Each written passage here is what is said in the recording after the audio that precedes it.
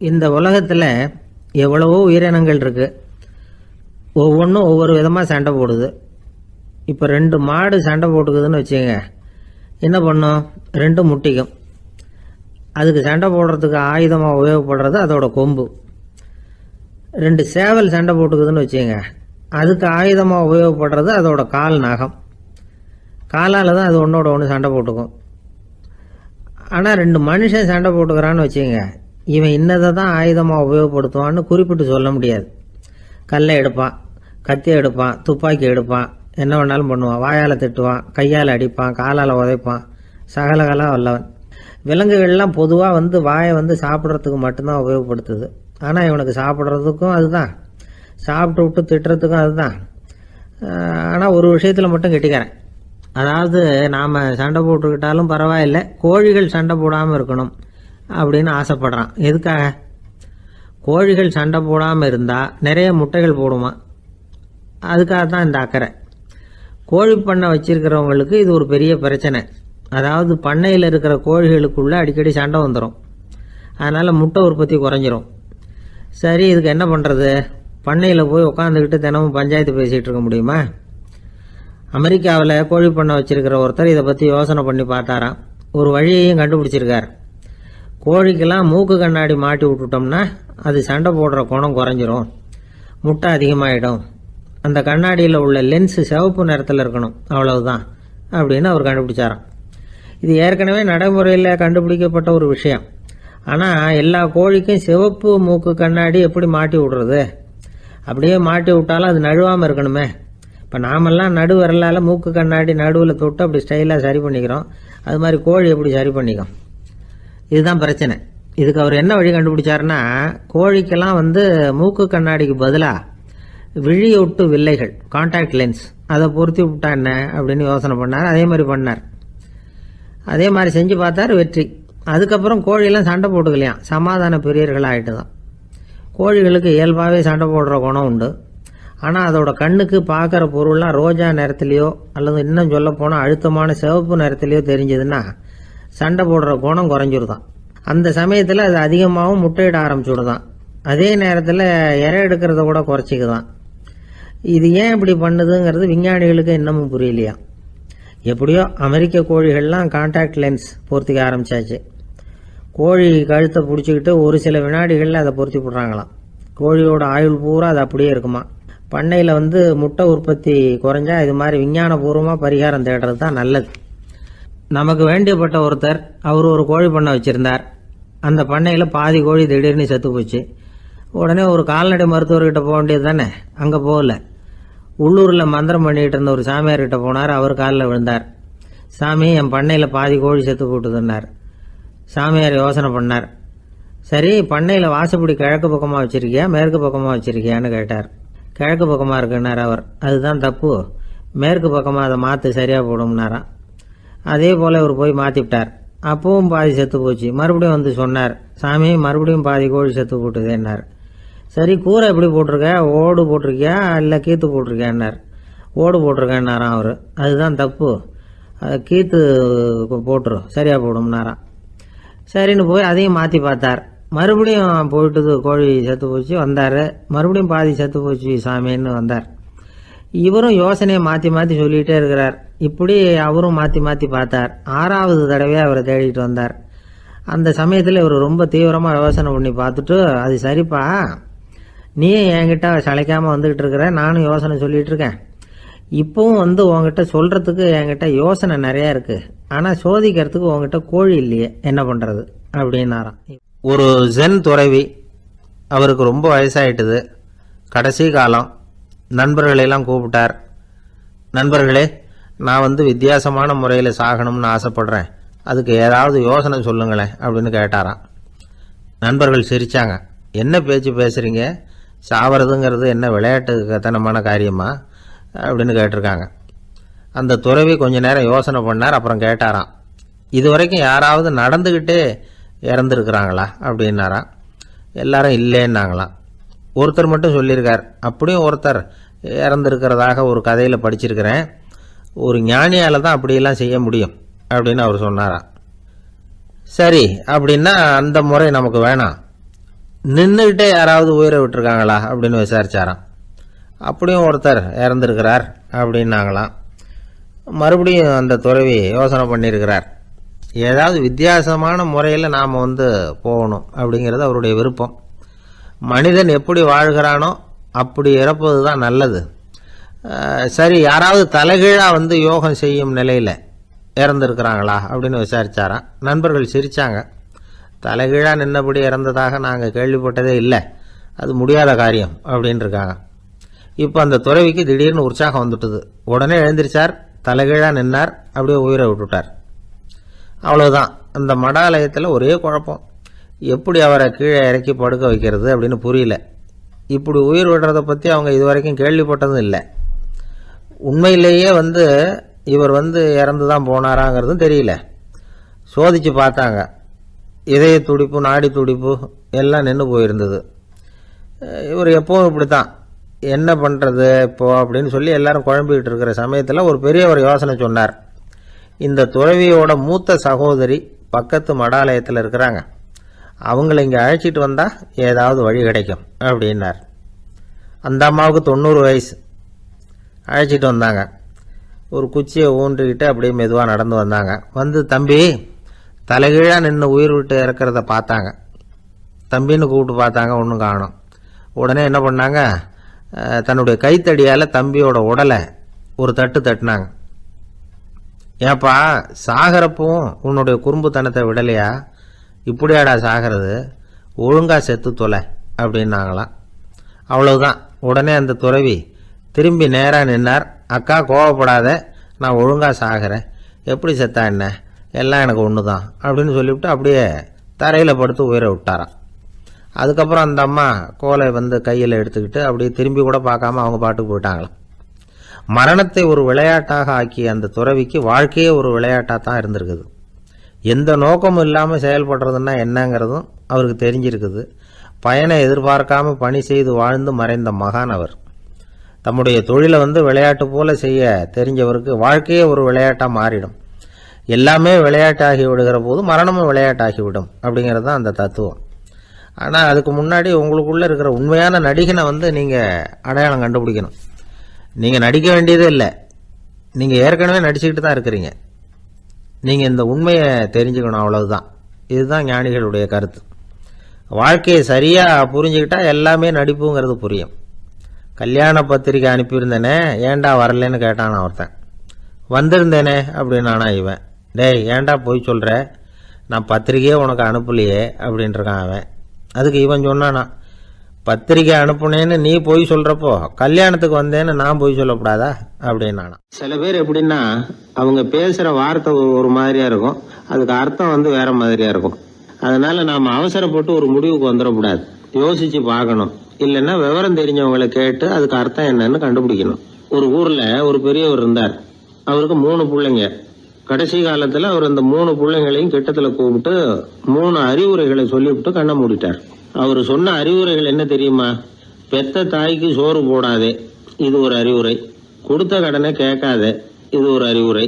விதைச்ச நிலத்துக்கு வேலி போடாதே, இது ஒரு அறிவுரை.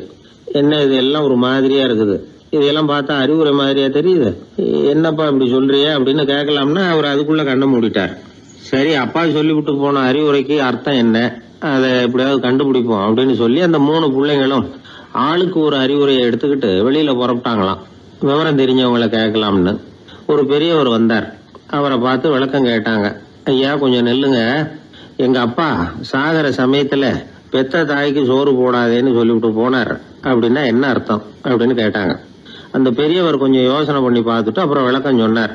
பெத்த தாய்க்கு சோறு போடாதேன்னா பொதுவா வயசானவங்களுக்கு அடிக்கடி கோபம் வரும். மருமகளோ மற்றவங்களோ சோறு போட்டா சீரா போட்டா ஐயோ குறைச்சி போடுறாளே, தாராளமா போடுறதுக்கு மனசு வரலையேம்பாங்க. தாராளமா போட்டா ஐயோ இப்படி மாட்டுக்கு கொட்டுறது மாதிரி கொட்டுறாளேம்பாங்க. ஆக எப்படி போட்டாலும் கோபம் வரும். அதனால இவங்களுக்கெல்லாம் நாம சோறு போடக்கூடாது, அவங்களா எடுத்து போட்டுக்கிற மாதிரி அவங்களுக்கு முன்னாடி வச்சுடணும். அதுதான் புத்திசாலித்தனம். அதை தான் உங்க அப்பா பெத்த தாய்க்கு சோறு போடாதேன்னு சொல்லியிருக்கிறார். போடாதேன்னா அவங்களா எடுத்துக்கிற அளவுக்கு அவங்க முன்னாடி சோத்தை வச்சிருங்க, அவங்க வேணுங்கிறத எடுத்துக்கிட்டோம்னு அர்த்தம். அப்படின்னு விளக்கம் கொடுத்தாரு அந்த பெரியவர். சரிங்க, அடுத்தபடியா எங்க அப்பா கொடுத்த கடனை கேட்காதேன்னு சொன்னாரு, அது எப்படிங்க நாங்க கேட்காம இருக்க முடியுமா அப்படின்னு கேட்டிருக்காங்க. பெரியவர் சொன்னார், கொடுத்த கடனை கேட்காதேன்னா கடனை கொடுத்துட்டு அதை கேட்டு வாங்குற அளவுக்கு நடந்துக்கிறவனுக்கு கடன் கொடுக்காதேன்னு அர்த்தம். கொடுத்த கடனை கேட்காமலே திருப்பி கொண்டாந்து கொடுக்குற நல்லவங்களா பார்த்து கடனை கொடுக்கணும். அததான் உங்க அப்பா அப்படி சொல்லி இருக்கிறார், கொடுத்த கடனை கேட்காதேன்னு அப்படின்னு விளக்கம் கொடுத்தார். உடனே இவங்க அந்த மூணாவது விஷயத்தையும் சொல்லி விளக்கம் கேட்டாங்க. விதைச்ச நிலத்துக்கு வேலி போடாதேன்னு சொன்னாரு, அது எப்படி வேலி போடாம இருக்க முடியும் அப்படின்னு கேட்டாங்க. ஏன் முடியாது? நம்ம நிலத்தை சுத்தி இருக்கிற நிலத்துக்கு சொந்தக்காரங்கள்லாம் நல்லவங்களா இருந்துட்டா நம்ம நிலத்துக்கு வேலி போட வேண்டிய அவசியம் இல்லையே, வேற பாதுகாப்பு தேவையில்லையே. அதனால நல்லவங்க நிலத்துக்கு மத்தியில நம்ம நிலம் இருக்கிறது மாதிரி பாத்துக்கணும், அதுதான் அதுக்கு அர்த்தம் அப்படின்னாரு அந்த பெரியவர். அதுக்கு பிறகுதான் இந்த பிள்ளைங்களுக்கு அப்பா சொன்ன புத்திமதியோட பொருள் புரிஞ்சுதான் ஒரு பெரியவர் இந்த உலகத்தை விட்டு போகக்கூடிய நிலைமையில இருக்கிறார், கட்டில படுத்திருக்கிறார். சொந்தக்காரங்கள் எல்லாம் கூப்பிட்டு ஆளுக்கு ஒரு புத்திமதி விதமா சொல்லிக்கிட்டே இருக்கிறார். அவங்க எல்லாம் கிட்டத்துல வந்து அவர் சொல்ற புத்திமதியை கேட்டுட்டு போறாங்க. கடைசியா அவரோட மனைவி கிட்டத்துல வந்தாங்களாம். எனக்கு என்ன புத்திமதி சொல்லிட்டு போறீங்க அப்படின்னு கேட்டிருக்காங்க. உனக்கு எதுவும் புத்திமதி சொல்ல வேணாம்னு நினைக்கிறேன்னாராம் அவரு. ஏன்னு கேட்டாங்களாம் இவங்க. இதுவரைக்கும் நான் சொன்ன எந்த புத்திமதியை நீ ஒழுங்கா கேட்டிருக்கிற அப்படின்னு சொன்னாராம். ஒரு வயதான குரு சாய்வு நாற்காலியில உட்கார்ந்திருந்தார். ஒரு ஆள் அவரை தேடிட்டு வந்தான். வந்து அவர் முன்னாடி நின்னான். ஐயா, நான் உங்களுக்கு சீடனா ஆயிடலாம்னு நினைக்கிறேன் அப்படின்னா. அந்த குரு நிமிந்து பார்த்தார். இத பாருப்பா, அது அவ்வளவு சுலபமான வேலை இல்லை. அப்படியா சொல்றீங்க அப்படின்னா. ஆமா, நீ ஒரு சீடனா ஆகணும்னா உன்னுடைய அகங்காரத்தை எல்லாம் விட்டுடணும், தியானத்துல முழுமையா ஈடுபடணும். இது மாதிரி இன்னும் பல காரியங்களை ஒழுங்கா செய்யணும், ஒரு ஈடுபாட்டோட செய்யணும். அது மட்டும் இல்ல, இதையெல்லாம் தொடர்ந்து நீண்ட நாட்களுக்கு செய்ய வேண்டி இருக்கும். அப்படி உன்னால முடியுமா அப்படின்னார். வந்தவன் யோசிக்க ஆரம்பிச்சான். சீடனாகிறதுலேயே இவ்வளவு சிரமம் இருக்குங்கிறது அவனுக்கு தெரியாது. யோசிச்சுக்கிட்டே அந்த குருவை பார்த்தான். அவர் சாய்வு நாற்காலியில இருந்த நிலைமைய பார்த்தான். சரிங்க சுவாமி, சீடனாகிறது இவ்வளவு கஷ்டம்னா அது வேணாம், அதுக்கு பதிலா உங்களை மாதிரி ஒரு குருவா ஆயிடுறேனே அப்படின்னா. குரு சிரிச்சார். நீ சொல்றது சரிதான், குருவாகிறது சுலபமான வேலைதான் அப்படின்னார். இதை கேட்டதும் அந்த ஆளுக்கு ஏகப்பட்ட சந்தோஷம். கஷ்டப்படாம குருவாயிடலாம் போல இருக்குதே அப்படின்னு கணக்கு போட்டான். பிறகு அந்த குரு சொன்னார், நீ குருவாயிட்டா பல சீடர்களுக்கு தலைவனா ஆகணும், அவங்கள வழி நடத்தி செல்லணும். அது கஷ்டமாச்சே. ஏன்னா பல பேர் கோவப்படுறவங்களா இருப்பாங்க, சில சமயம் சண்டை கூட போட்டுக்குவாங்க, சொல்றத கேட்க மாட்டாங்க, பணிவு இருக்காது. இப்படிப்பட்டவங்களை எல்லாம் சமாளிக்கிறதுங்கிறது ரொம்ப ஆபத்தான விஷயமாச்சேன்னார். என்ன சுவாமி, இப்ப கொஞ்ச நேரத்துக்கு முன்னாடி தானே சொன்னீங்க குருவாகிறது சுலபம்னு அப்படின்னா. ஆமா, அது சரிதான். இப்ப என்னையே பாரு, நான் எவ்வளவு ஓய்வா இருக்கிறேன். ஆனா ஒண்ணு, ஒருத்தன் பல சீடர்களை வந்து வழி நடத்தி செல்லணும், அல்லது ஒரு சீடன் ஆயிடணும். இப்படி ரெண்டுல ஒண்ணு ஆனாதான் நல்லது அப்படின்னாரு அவரு. அவன் இப்ப ரொம்ப குழம்பி போயிட்டான். ஏன்னா மாத்தி மாத்தி ஒவ்வொரு விதமா சொல்றாருன்னு. சுவாமி, நீங்க சொல்றத பார்த்தா ரெண்டுமே கஷ்டமான காரியமா தான் தோணுது. என்ன முடிவு எடுக்கிறதுன்னு எனக்கு புரியல. அதனால உங்களுடைய அபிப்பிராயம் என்ன, அதை சொல்லுங்க அப்படின்னு கேட்டான். இப்ப அந்த குரு சொன்னார், நீ பல சீடர்களின் தொல்லைகளுக்கு ஆளாகிறத விட நீயே முதல்ல சீடனாகி தொல்லைப்படுறதுதான் சரியா இருக்கும். ஏன்னா அப்ப நீ உன்னுடைய பிரச்சனையை மட்டும்தான் கவனிக்க வேண்டியிருக்கும். குரு ஆயிட்டீன்னா பல பேருடைய பிரச்சனையில தலையிட வேண்டியிருக்கும் அப்படின்னார். ஒரு உண்மையான குருவுக்கும் சீடனுக்கும் உள்ள உறவுங்கிறது ரொம்ப பயன் கருதாத ஒரு அன்பு கலப்பு. ரெண்டு இயற்கையான முழுமை நெருங்கி வந்து ஒன்றோட ஒன்று கலக்கிறது. நீங்க கேள்வி கேட்டா எப்படி அது முழுமை இருக்க முடியும்? அதுல முழுமைங்கிறது ஒரு அமைதியான நிலை. இந்த காலத்து குரு சீடர்கள்லாம் வேற மாதிரி. ஒரு குரு தன் சீடன் கிட்ட சொன்னார், இந்த பாருப்பா, நீ இந்த உலகத்துல எதுக்கும் பிரயோஜனப்பட மாட்ட, பன்றி மேய்க்கிறது கூட லாய்க்கில்லை அப்படின்னார். அப்படின்னா ஒண்ணு செய்யறேன் அப்படின்னா நான் சீடன். என்ன பண்ணுவேன்னு கேட்டிருக்காரு குரு. உங்களை மாதிரியே ஒரு குருவாயிடுறேனே அப்படின்னு அந்த சீடன். அசோக மன்னர் வந்துகிட்டு இருக்கார். அவருடைய ஆலோசகர்கள் எல்லாம் பக்கத்துல வந்துகிட்டு இருக்கிறாங்க. அந்த சமயத்துல எதிரில் ஒரு புத்த பிக்ஷு வர்றார். அசோகர் பார்க்கிறார். ஓடி போய் அவர் காலில் விழுந்து வணங்குறார். அசோக மன்னரின் தலை அந்த புத்த துறவியின் பாதத்துல பட்டுக்கிட்டு இருக்கு. பக்கத்துல நின்றுகிட்டு இருந்த அமைச்சருக்கு இது ரொம்ப சங்கடமா போச்சு. ரொம்ப வருத்தப்பட்டார். நம்ம அசோக சக்கரவர்த்தி எப்பேற்பட்டவர், அவரோட தலை ஒரு சன்னியாசியின் பாதத்துல படுறதா அப்படின்னு நினைச்சு ரொம்ப கவலைப்பட்டார். அரண்மனைக்கு திரும்பினதும் அமைச்சர் மெதுவா ஆரம்பிச்சார். அரசே, எனக்கு ரொம்ப வருத்தமா இருக்குது அப்படின்னார். எதுக்குன்னார் மன்னர். அசோக சக்கரவர்த்தியின் தலை, அதாவது அந்த சிரம், ரொம்ப மதிப்புமிக்க ஒன்று. அது ஒரு சன்னியாசியின் காலில் படலாமா அப்படின்னார். அசோகர் பதில் சொல்லல, சிரிச்சார், போயிட்டார். அதுக்கப்புறம் ஒரு சரியான சந்தர்ப்பத்துக்காக காத்துக்கிட்டு இருந்தார். ஒரு நாள் அமைச்சரை கூப்பிட்டார். எனக்கு 3 தலைகள் வேணும் அப்படின்னார். சொல்லுங்க, கொண்டுகிட்டு வரேன் அப்படின்னார் அமைச்சர். அசோகர் சொன்னார், முதல்ல எனக்கு தேவையானது ஒரு ஆட்டின் தலை, 2வது ஒரு புலியின் தலை, 3வது ஒரு மனிதனின் தலை. இதுதான் அசோகர் கேட்டது. எங்க இருந்தாலும் கொண்டு வாங்கன்னார். அமைச்சர் புறப்பட்டார். ஆட்டுத்தலை, புலித்தலை கிடைச்சிட்டுது. அப்புறமா ஒரு சுடுகாட்டுக்கு போய் ஒரு மனித தலையும் சேகரம் பண்ணிட்டு ராஜா கிட்ட வந்துட்டார். அரசே, உங்கள் ஆணைப்படி 3 தலைகளையும் கொண்டு வந்திருக்கிறேன்னார். அசோகர் பார்த்தார். ரொம்ப நல்லது, இப்ப இது 3ஐயும் எடுத்துக்கிட்டு போய் சந்தையில வித்துட்டு வாங்க அப்படின்னார். அமைச்சர் அதுகளை எடுத்துக்கிட்டு சந்தைக்கு போனார். முதல்ல ஆட்டுத்தலை நல்ல விலைக்கு வித்து போச்சு. நல்ல விலை கொடுத்து வாங்கிட்டு போட்டாங்க. அடுத்தபடியா புலி தலைய ஒருத்தர் வாங்கிட்டார். அதை பாடம் பண்ணி வீட்டில் மாட்டி வைக்கலாமே அப்படின்னு நினைச்சு அதையும் வாங்கிட்டு போட்டார்.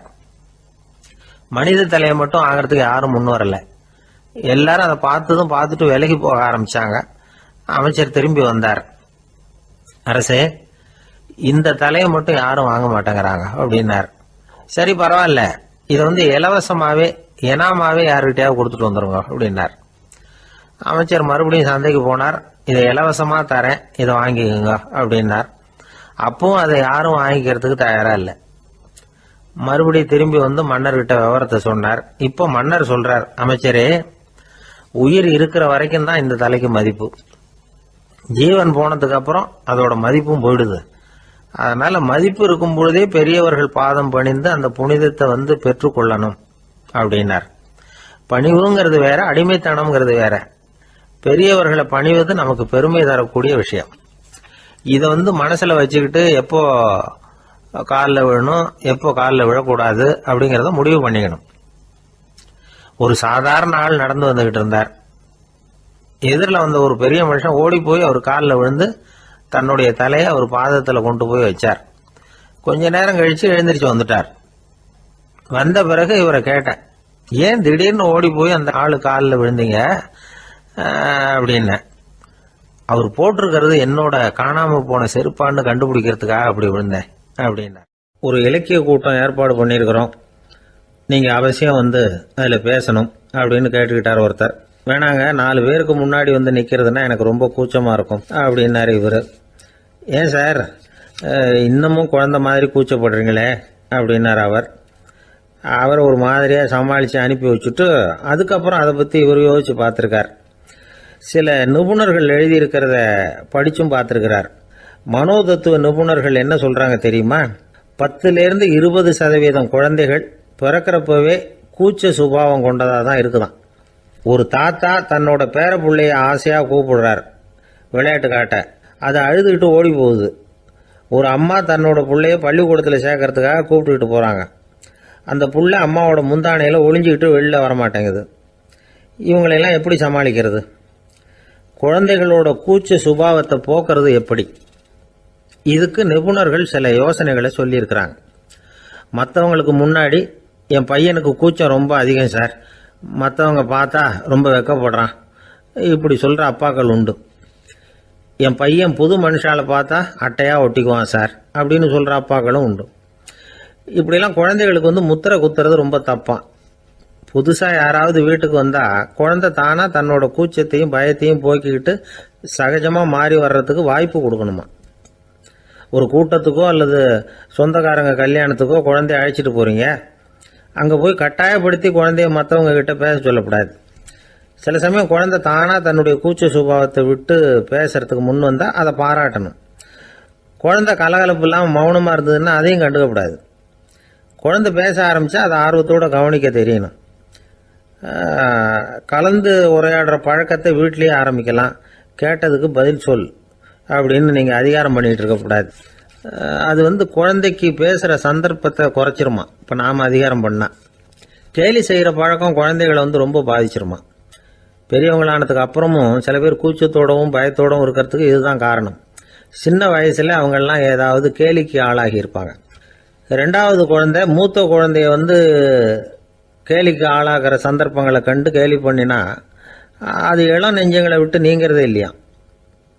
எப்பவும் குழந்தையோட நடை உடை பாவனைகளை பற்றி சொல்லிக்கிட்டே இருக்கக்கூடாதான். அதுவே கூச்ச சுபாவத்தை கொண்டுட்டு வந்துருமா. அப்பா எங்கேன்னு யாராவது கேட்டால் இது மாதிரி இன்ன காரியத்துக்காக வெளியில் போயிருக்கார், இத்தனை மணிக்கு திரும்பி வருவார் அப்படின்னு சொல்கிற அளவுக்கு குழந்தைகளை பழக்கப்படுத்தி வைக்கணும். ஃபோன்லேயே யாராவது விசாரித்தா கூட இது மாதிரி பதில் சொல்லு அப்படின்னு சொல்லணும். சின்ன சின்ன மீட்டிங்கில் 4 வார்த்தை பேச தயார் பண்ணலாம். ஒரு கடையிலையோ அல்லது ஹோட்டல்லையோ ஏதாவது விவரம் கேட்கணும்னா உங்கள் குழந்தைய தைரியமாக அனுப்புங்க. குழந்தைகள் பணிவாகவும் பொறுமையாகவும் விவரம் கேட்குறப்போ கூச்ச சுபாவம் தானாக போயிடும். சின்ன வயசுலேயே இப்படிலாம் பழக்கப்படுத்தினா தான் வருங்காலத்தில் தைரியமாக இந்த சமுதாயத்தில் வாழ முடியும். இல்லைன்னா 60 வயசுலேயும் அடுப்பங்கரையை விட்டு வெளில வர்றதுக்கு கூச்சப்பட்டுக்கிட்டு தான் இருக்க வேண்டியிருக்கும். இந்த காலத்து பிள்ளைங்க எவ்வளவோ பரவாயில்ல, எதுக்கும் தயங்குறதில்ல, கூச்சப்படுறதில்ல. ஒரு அம்மா அடுப்பங்கரையிலேருந்து சத்தம் போட்டாங்க, டேய் ராமு, தயவு பண்ணி அந்த டிவியை நிறுத்துறா, அந்த பெண்ணோட குரல் மகா மோசம், அடுப்பங்கரையில் இருக்கிற என்னாலேயே அதை சகிச்சிக்க முடியல அப்படின்னாங்களாம். உடனே பையன் கொஞ்சம் கூட தயங்காமல் பதில் சொல்கிறான், அம்மா இந்த குரல் டிவியிலேருந்து வரல, எழுத்த விட்டு மாமி தான் இங்கே வந்திருக்கிறாங்க, அவங்க தான் இப்போ என்னோட பேசிக்கிட்டு இருக்கிறாங்க அப்படின்னு. ஒருத்தர் சிகரெட்டும் கையுமா வந்தார். சார், இந்த புகைப்பிடிக்கிற பழக்கத்தை நிறுத்தி போடணும்னு தான் பார்க்குற முடியலன்னார். புகைப்பிடிக்கிறத நிறுத்துறது ரொம்ப சுலபம் சார் அப்படின்னார் இன்னொருத்தர். எப்படி சொல்கிறீங்கன்னு கேட்டார் அவர். நான் கூட ஏற்கனவே 10 தடவை அந்த பழக்கத்தை நிறுத்தி இருக்கிறேன் சார் அப்படின்னார் இவர். இதுலேருந்து என்ன தெரியுது? புகைப்பழக்கத்தை திடீர்னு விட்டு விடுறதுங்கிறது ரொம்ப கஷ்டம்னு தெரியுது. இருந்தாலும் இது சம்பந்தமான ஆராய்ச்சி, அனுபவம், இது ரெண்டையும் அடிப்படையாக வச்சு சில வழிமுறைகளை சொல்கிறாங்க. அதாவது புகைப்பிடிக்கிறத நிறுத்துறதுக்கு 10 வழிகள் உண்டு அப்படின்னு சொல்கிறாங்க. அது என்னங்கிறத தெரிஞ்சுக்கிட்டா உபயோகப்படுதான்னு பார்க்கலாமே. முதல் கருத்து என்னன்னா, கொஞ்ச நாளைக்கு புகைப்பிடிக்கிற நண்பர்களை விட்டு விலகி இருக்கணும். இதனால் புகைப்பிடிக்கிற ஆசை குறையும். அந்த பழக்கத்தை மறுபடியும் ஆரம்பிக்கப்படாதுங்கிற எண்ணம் உறுதிப்படும். ரெண்டாவது கருத்து, புகைப்பிடிக்கிறதை எதிர்த்து தீவிரமாக பிரச்சாரம் செய்ய ஆரம்பிச்சிடணும். அது அடுத்தவங்களுக்கும் உபயோகப்படும், உங்களுக்கும் உபயோகப்படும். உங்கள் உள்ளுணர்வை அது தூண்டும், உங்களை உறுதி கொள்ள வைக்கும். மூன்றாவது கருத்து என்னன்னா, தினமும் 2 தடவை குளிக்கணும். எப்படி தெரியுமா? முதல்ல வெது வெதுப்பான தண்ணீர், அப்புறம் குளிர்ந்த தண்ணீர், இப்படி மாறி மாறி குளிக்கணுமா. நாலாவது கருத்து, உடற்பயிற்சிகள் செய்யணும். மூச்சு வாங்குற மாதிரியான பயிற்சிகள் ரொம்ப நல்லதான். பிராணாயாமம் அப்படிங்கிற மூச்சு பயிற்சி ரொம்ப நல்லதுங்கிறாங்க. அப்புறம் 5வது கருத்து, சாப்பாடு மிதமாக இருக்கணும், சீராக இருக்கணும். பச்சை காய்கறிகள், பழங்கள் சாப்பாட்டில் சேர்த்துக்கலாம். அடிக்கடி கொஞ்சம் கொஞ்சமாக சாப்பிட்டு ரத்தத்தில் சர்க்கரையின் அளவை பராமரிக்கணும். இது நரம்புகளை அமைதிப்படுத்தும். 6வது கருத்து என்னன்னா, ரொம்ப நேரம் பசியோடு இருக்கக்கூடாது. புகைப்பிடிக்கிறத நிறுத்த முயற்சி செய்யும் பொழுது எடை குறைப்பு நடவடிக்கைகளை மேற்கொள்ளக்கூடாது. 7வது கருத்து, காப்பி, தேநீர், மதுபானம், அப்புறம் போதைப் பொருள்கள் கலந்த உணவுகள் இதெல்லாம் வேணாம். புகைப்பிடிக்கிறத அதெல்லாம் ஊக்கப்படுத்தும். கடுகு, மிளகு, அப்புறம் காரமான பொருள்களை தவிர்க்கணும். உப்பு அளவை குறைக்கணும். தினமும் 10 குவளை தண்ணீராவது குடிக்கணும். வெறும் தண்ணி புகைப்பிடிக்கிற ஆவலை தணிக்குதான். 8வது கருத்து, கையில் சிகரெட்டு, புகையில ஏதாவது இருந்தால் உடனே தூக்கி எறிஞ்சிருங்க. அது கையில் இருக்கிற வரைக்கும் புகைப்பிடிக்கிற ஆசை வந்துக்கிட்டே இருக்கும். 9வது கருத்து என்னன்னா, இறை நம்பிக்கை உள்ளவங்க புகைப்பிடிக்கிற எண்ணம் வர்றப்போவெல்லாம் பிரார்த்தனை செய்ய ஆரம்பிச்சுடலாம். 10வது கருத்து, உங்களுக்கு ரொம்பவும் வேண்டியவங்க யாரோ அவங்கக்கிட்ட எல்லாம் நீங்கள் புகைப்பிடிக்கிறத நிறுத்தி விட்டதா சொல்லிவிடுங்க. இந்த 10 வழிகளையும் கடைபிடிக்க ஆரம்பிச்சுட்டா புகைப்பிடிக்கும் பழக்கத்தை நிறுத்தி விடலாம் அப்படின்னு சொல்கிறாங்க அனுபவப்பட்டவங்க. முயற்சி பண்ணி பார்க்கலாம். ஒரு முக்கியமான இடத்துல நின்றுக்கிட்டு இருந்தார் ஒருத்தர். அங்கே இன்னொருத்தர், ஏன் சார் இந்த இடத்துல சிகரெட் பிடிக்கலாமா அப்படின்னு அனுமதி கேட்டார். இந்த இடத்துல சிகரெட் பிடிக்கக்கூடாதுங்க அப்படின்னாரு இவர். நீங்கள் இப்படி சொல்கிறீங்க, ஆனால் இந்த இடத்துல கீழே நிறைய சிகரெட் துண்டுகள் கிடக்குதே, அவங்கெல்லாம் யார்? அவங்கெல்லாம் உங்கள் மாதிரி என்கிட்ட அனுமதி கேட்காதவங்க அப்படின்னாராம் இவர். ஒரே ஒரு ஊரில் ஒரு அம்மா இருந்தாங்க. அந்த அம்மாவுக்கு ஒரே ஒரு பிள்ளையாண்டான். அவனுக்கு ரொம்ப அக்கறையோடு கல்யாணம் பண்ணி வச்சாங்க. கல்யாணம் முடிஞ்சதும் மருமக பொண்ணு வீட்டுக்கு சேர்ந்தது. அப்பாடா, என் கடமை முடிஞ்சது, இனிமே அக்கடான்னு எங்கேயாவது ஒரு மூலையில் படுத்து கிடக்கலாம் அப்படின்னு நினச்சாங்க அந்த அம்மா. ஆனால் நினைக்கிறபடி எங்கே நடக்குது? அதுக்கப்புறம் தான் பிரச்சனையே ஆரம்பமாச்சு. மருமகள் குணம் சரியில்லை, ஒரு மாதிரி. அந்த பொண்ணு வீட்டுக்கு வந்ததுமே முதல் வேலையாக மாமியாரை பார்த்து, அதுதான் நான் வந்துட்டேன்ல, இனிமேல் உங்களுக்கு என்ன வேலைங்க, புறப்பட வேண்டியது தானே, காசி ராமேஸ்வரம்னு எங்கேயாவது போங்கோ அப்படின்னுட்டு தான். மாமியாரை பார்த்தாங்க, கொஞ்சம் யோசனை பண்ணாங்க. இந்த பாருமா, நீ இப்படி சொல்கிறதுக்கு முன்னாடியே வீட்டை விட்டு புறப்படணுங்கிற முடிவுக்கு நான் வந்துட்டேன். வீட்டை மட்டும் இல்லை, இந்த உலகத்தை விட்டே கூட போகிறதுக்கு தயாராக இருக்கிறேன். ஆனால் ஒரே ஒரு விஷயத்துக்காக என் உயிரை கையில் பிடிச்சிக்கிட்டு இருக்கிறேன் அப்படின்னாங்களாம். என்ன விஷயம்னு கேட்டது இந்த மருமக பொண்ணு. வேறு ஒன்றும் இல்லை, என் பிள்ளைக்கு கல்யாணம் பண்ணி வச்சுட்டேன். ஒரு பேர புள்ள பிறந்து அதை என் கண்ணால் பார்த்துட்டேன்னா நான் எங்கே வேணும்னாலும் போகிறதுக்கு தயாராக இருக்கிறேன் அப்படின்னாங்களாம் அந்த மாமியார். மாமியார் இப்படி சொல்கிறதுலேயும் நியாயம் இருக்கிறதாக பட்டுது அந்த பொண்ணுக்கு. சரி, அப்படியே இருந்து பார்த்துட்டு போகலாம் அப்படின்னு அனுமதி கொடுத்தது. கொஞ்ச காலத்தில் ஒரு பேரன் பிறந்தான். அந்த அம்மாவும் பேரனை கண்ணால் பார்த்துட்டாங்க. சரி, பேரனை பார்த்தாச்சுல்ல, இனிமேல் புறப்பட வேண்டியது தானே அப்படின்னது மருமக பொண்ணு. மாமியார் பார்த்தாங்க, நீ சொல்கிறது சரிதாம்மா, அதில் ஒன்றும் தப்பு இல்லை. என்னோடய பேரன் உங்களை அம்மா அப்பான்னு கூப்பிடுறதை என் காது குளிர கேட்டுட்டு போயிடுறேனே அப்படின்னாங்களாம். சரி, அந்த ஆசையை நிறைவேறட்டும் அப்படின்னு காத்துக்கிட்டு இருந்தாங்க. பேரன் வளர்ந்தான், நடந்தான், பள்ளிக்கூடம் போனால் பெரியவனானா. மருமக பொண்ணு மறுபடியும் மாமியாரை விரட்ட ஆரம்பிச்சுட்டுது, இன்னும் புறப்புள்ளையான்னு. இதை பாருமா, இது வரைக்கும் இருந்துட்டேன்.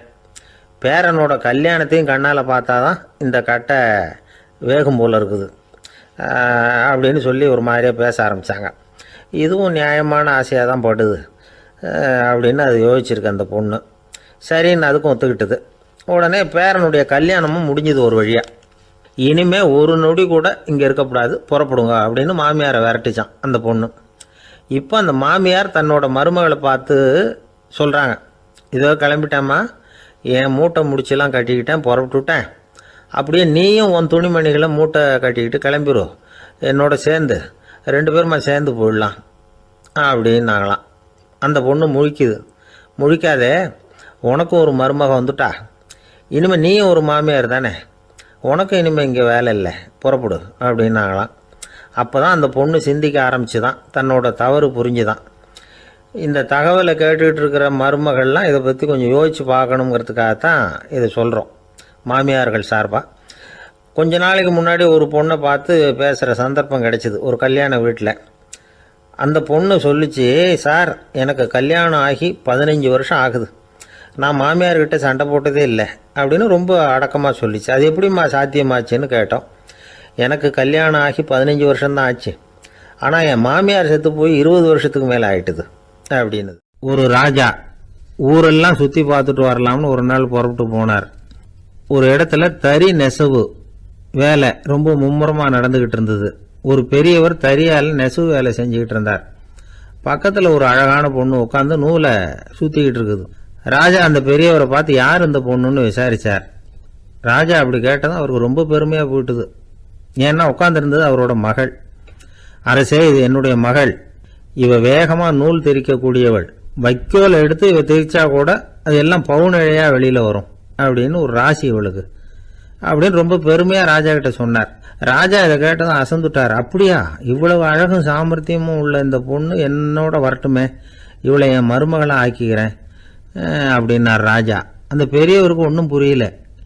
ஏதோ கொஞ்சம் பெருமையாக சொல்ல போக அது இப்படி ஆயிட்டுதே அப்படின்னு கவலைப்பட்டார். இருந்தாலும் ராஜா பேச்ச தட்ட முடியுமா, மகளை அனுப்பி வச்சுட்டார். ராஜா அந்த பொண்ணை அரண்மனைக்கு அழைச்சிட்டு வந்தார். அங்கே ஒரு அறையில் வச்சு பூட்டி விட்டார். அந்த ரூமு நிறைய வைக்கோலை கொண்டாந்து போட்டு அடைச்சாங்க. 3 ராட்டைகள் வேற வச்சுருந்தாங்க. நாளைக்கு பொழுது விடியறதுக்குள்ளே நீ இந்த வைக்கோலையெல்லாம் தங்க இழைகளாக மாற்றி காட்டணும். நாளைக்கு காலம்பரம் வந்து நான் இந்த அறை கதவை திறப்பேன். உன் தகப்பன் சொன்னது மாதிரி எல்லாம் தங்கமாக மாறி இருக்கணும், இல்லைன்னா நீ உயிர் தப்ப முடியாது அப்படின்னு உத்தரவு போட்டார். பாவம் அந்த பொண்ணு என்ன பண்ணும், பகல் பூரா அழுதுகிட்டே உட்காந்துருக்குது. ராத்திரி பூராவும் தூக்கம் வரல. மறுநாள் அதிகாலை நேரத்தில் யாரோ கதவை தட்டுற சத்தம் கேட்டுது. பயந்துக்கிட்டே கதவை திறக்கிறா. திறந்து பார்த்தா வெளியில் 3 அவலட்சணமான பெண்கள். ஒருத்திக்கு வந்து கால் அகலமாக முறை மாதிரி இருக்குது, இன்னொருத்திக்கு கட்டை விரல் கரண்டி மாதிரி பெருசாக இருக்குது, 3ஆவது பொண்ணுக்கு உதடு தடித்து ரப்பர் மாதிரி தொங்கிக்கிட்டு இருக்கு. யார் நீங்கள், உங்களுக்கு என்ன வேணும் அப்படின்னு கேட்குது இந்த பொண்ணு. நாங்கள் உங்களுக்கு உதவி செய்கிறதுக்கு தான் வந்திருக்கிறோம் அப்படின்னு சொல்லி உள்ளே வந்தாங்க, உட்காந்தாங்க. கொஞ்ச நேரத்துக்குள்ளே உள்ளே இருந்த வைக்கோலையெல்லாம் தங்க இழைகளாக மாற்றி கொடுத்துட்டு போயிட்டாங்க. காலையில் ராஜா வந்தார், பார்த்தார், ஆகா பேஷுனார். இன்னும் கொஞ்சம் வைக்கோலை கொண்டாந்து அந்த ரூமில் போட சொன்னார். இந்த வைக்கோலையும் இன்னைக்கு தங்கமாக மாற்றிவிடு, நாளைக்கு மறுநாள் உனக்கும் இளவரசனுக்கும் கல்யாணம்னு சொல்லிவிட்டார். இன்னைக்கு ராத்திரி அந்த 3 பொண்ணுங்களும் வந்தாங்க. வைக்கோலை பொண்ணு இழைகளாக மாற்றினாங்க, புறப்பட்டாங்க. இந்த பொண்ணு அவங்க காலில் விழுந்து வணங்கினா, என் உசுரை காப்பாற்றினீங்க, உங்களுக்கு நான் என்ன கைமாறு செய்ய போகிறேன் அப்படின்னா. பயப்படாத, நீ விரும்பினா எங்களுக்கு ஒரு உதவி செய்யலாம். உன்னுடைய கல்யாணத்துக்கு நாங்கள் 3 பேரும் வரோம். நீ எங்களை வரவேற்று ராஜாக்கிட்டையும் இளவரசர்கிட்டையும் நாங்கள் உன்னோட பெரியப்பா பொண்ணுங்கன்னு சொல்லி அறிமுகப்படுத்தி வை, நாங்கள் விருந்து சாப்பிட்டுட்டு போயிடுறோம் அப்படின்னாங்க. ரொம்பவும் சந்தோஷமாக சரின்னு ஒத்துக்கிட்டா. கல்யாண நாள் வந்தது. கல்யாணம் ரொம்ப கோலாகலமாக நடந்துக்கிட்டு இருக்கு. எல்லா தேசத்து ராஜா ராணிகளும் வந்துக்கிட்டு இருக்கிறாங்க. அந்த 3 அவலட்சணமான பொண்ணுங்களும் சேர்ந்தாங்க. யார் இவங்கன்னு கேட்டார் ராஜா.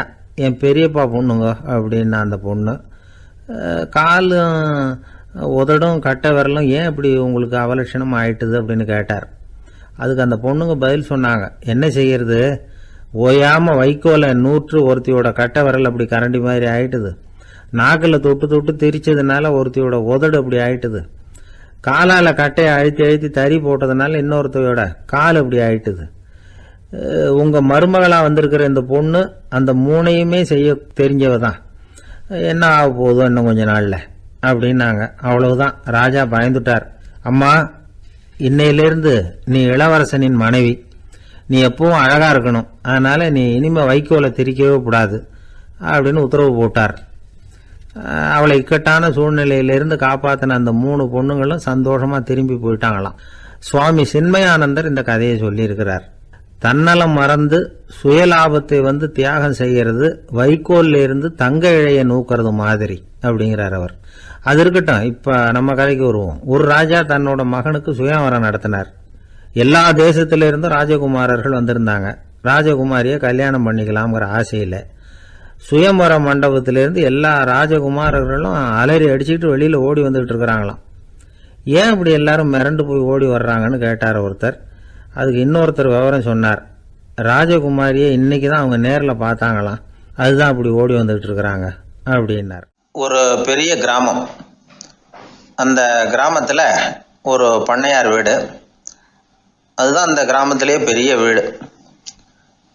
ஒரு நாள் ஒரு திருடன் அந்த கிராமத்துக்கு வந்தான். சுற்றி பார்த்தான். அந்த பண்ணையார் வீடு கண்ணில் பட்டுது. இன்னைக்கு ராத்திரி இந்த வீட்டில் தான் நம்ம தொழில் ஆரம்பிக்கணும் அப்படின்னு சொல்லி அவன் முடிவு பண்ணிக்கிட்டான். ஏன்னா அதுதான் அந்த கிராமத்திலே கொஞ்சம் பெரிய வீடு. அங்கே தான் அவன் எதிர்பார்க்குறது ஏதாவது கிடைக்கும் அப்படிங்கிறது அவனுடைய முடிவு. நடு ராத்திரி அவன் மெதுவாக சுவரேறி குதித்து அந்த பெரிய வீட்டுக்குள்ளே புகுந்தான். அங்கே போய் பார்த்தா முக்கியமான இடங்கள்ல எல்லாம் காவலுக்கு ஆள் நின்றுட்டு இருக்கிறாங்க ராத்திரி நேரத்தில். சரி, இந்த வீட்டில் நம்மால் திருட முடியாது அப்படின்னு முடிவு பண்ணிட்டு மெதுவாக வந்த வழியிலேயே திரும்பி வந்தான். அந்த சமயத்தில் காலில் ஏதோ தட்டுப்பட்டுது. என்னது அப்படின்னு சொல்லி குனிஞ்சு பார்த்தா அங்கே ஒரு பெரிய வெங்காய மூட்டை அடுக்கி வச்சிருக்கிறாங்க. சரி, வந்ததுக்கு வெறுங்கையோடு திரும்ப வேண்டாமே அப்படின்னு சொல்லி கையில் இருந்த ஒரு பெரிய பை நிறைய அதை அள்ளி போட்டுக்கிட்டான். வெங்காயத்தை போட்டுக்கிட்டு புறப்படுற சமயத்தில் கப்புன்னு கழுத்தில் ஒரு கை விழுந்தது. ஆள் மாட்டிக்கிட்டான். அதாவது காவலாளிகள் அவனை பிடிச்சி வச்சுக்கிட்டாங்க. மறுநாள் காலையில் அந்த திருடனை பண்ணையார் முன்னாடி கொண்டுட்டு போய் நிறுத்தினாங்க. ஐயா, இந்த ஆள் ராத்திரி நம்ம வீட்டில் திருடுறதுக்காக வந்தான், வெங்காயத்தை அள்ளிட்டு புறப்படுறப்போ மாட்டிக்கிட்டான் அப்படின்னாங்க. அவர் பார்த்தார். என்னப்பா இவங்க சொல்கிறது உண்மைதானான்னு கேட்டார். ஆமான்னு ஒத்துக்கிட்டான் அந்த ஆள். பண்ணையார் அதுக்கப்புறம் கொஞ்சம் யோசனை பண்ணார்.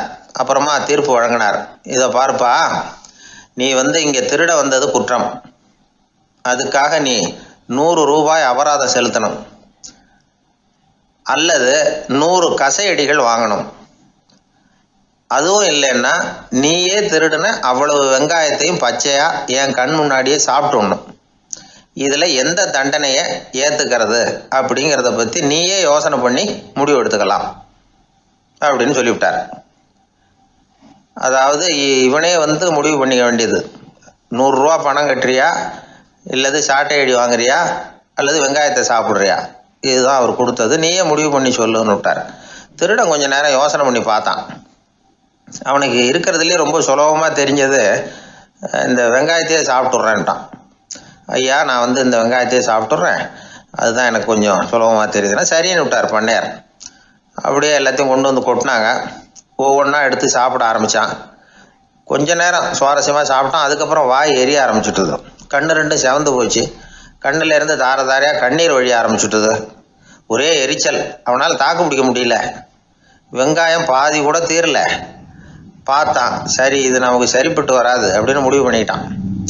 ஐயா, என்னை மன்னிச்சுக்கோங்க, இது என்னால் முடியாது போல இருக்கு, பேசாமல் எனக்கு 100 சாட்டை அடியே கொடுத்துருங்க அப்படின்னா. அவரும் சரின்னார்.